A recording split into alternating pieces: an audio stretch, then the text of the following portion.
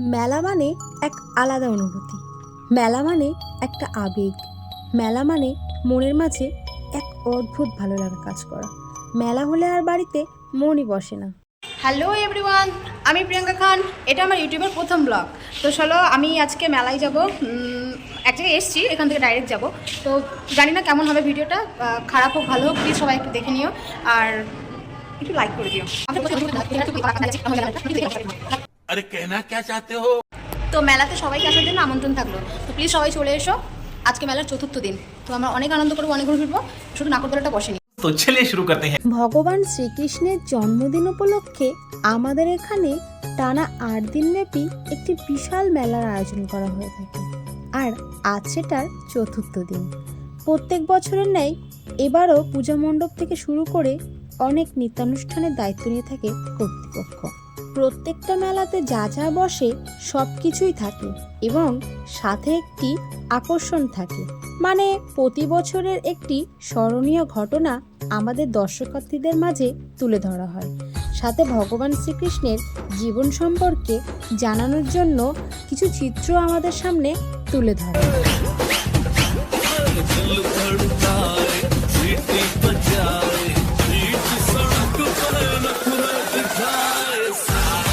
करके इशारा ओ लड़की मारे आँख मारे ओ लड़की आँख मारे आँख मारे ओ लड़की आँख मारे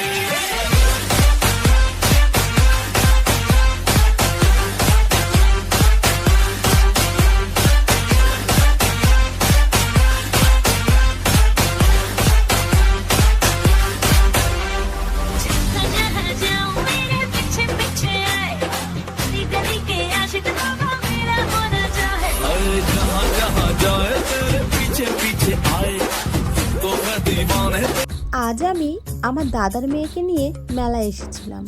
আমার গ্রামে খুব একটা বন্ধু বান্ধব নেই, সেটা বরাবরই ছোট থেকে।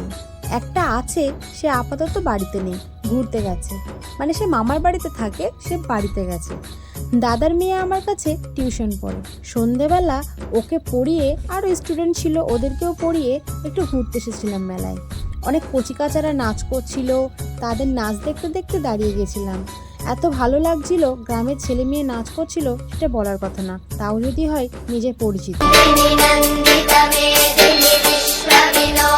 এখানে দেখো, জলের উপরে মহাদেবের একটি মূর্তিও ছিল। এবার অনেকে বলবে ওটা আমার ধর্ম নয়। ভাই, ধর্ম যার যার, উৎসব সবার।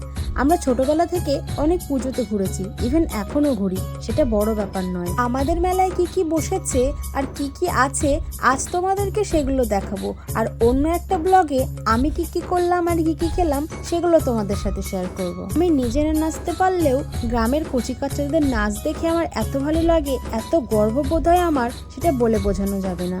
এখানটা একটা ডুয়েট নাচ করছিল মৌমা ডান্স গ্রুপ, এরা হচ্ছে রাধা ক্যাসের না ছেলে, এটার জন্য সবাই এত মজা পাচ্ছিল বলে বোঝানো যাবে না। ইনি আবার মালতী মাসি যেখানেও নাচ করতেছে, বাবা গো। নাচ দেখতে দেখতে কখন যে রাত 10টা বেজে গেল টেরই পেলাম না। বাড়ি থেকে মাত্র 1 মিনিট ছিল মেলা, তাই রাত করে বাড়ি ফিরলেও অতটা সমস্যা। গান শুনলে নিজেকে ধরে রাখা সম্ভব হয়ে ওঠে না, কিন্তু গ্রামের মেলা যদি একটু হুড়হুড়ি করি বাড়িতে আবার রিপোর্ট চলে আসবে, সব এক একটা রিপোর্টার আছে না। যাই হোক, ওসব কথা ছাড়ো, এদের নাচ দেখে আমার খুব ভালো লাগছিল। তারপর আমরা চলে এলাম একটা সুন্দর ঝুমকোর দোকানে, আর কত কত লোক আছে দেখো। প্রত্যেকবারের তুলনায় মেলায় এবার খুব একটা ভিড় হচ্ছে না, আর বৃষ্টিটাও যা পিছন ঘুরে লেগেছে, বাবারে বাবা। বিভিন্ন রকমের দোকান ছিল, 10 টাকার দোকান থেকে শুরু করে 20 টাকা 30 টাকা সবকিছু।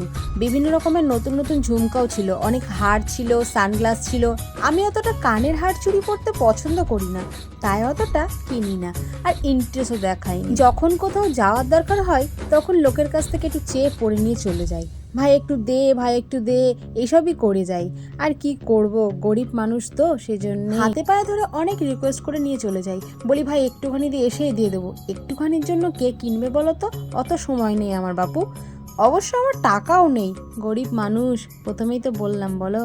অনেক খাবারের দোকানও বসেছিল এখানে, কিন্তু আমার কাছে তো টাকা নেই। ভেলপুরির দোকান, চাটনির দোকান, আর হ্যাঁ, চাটনির কথা শুনে মনে পড়লো, বৌদির জন্য একটু চাটনি নিতে ইচ্ছে হচ্ছিল, কিন্তু সরি বৌদি, আমার কাছে টাকা নেই। ভেলপুরি, চাটনি, পাপড়ি চাট, এইসব এত দোকান বসেছিল, লোভ সামলানো যাচ্ছিল না, তাই আমি খাবারের দিকে অত তাকাইনি। আমার আবার খাবারের প্রতি অত ইন্টারেস্ট নেই, কেউ খাওয়ালে খাবো, না হলে নিজের টাকা খরচ করে জীবনে খাবো না। আর তাছাড়া এসব খেলে পেটে ব্যথা করবে।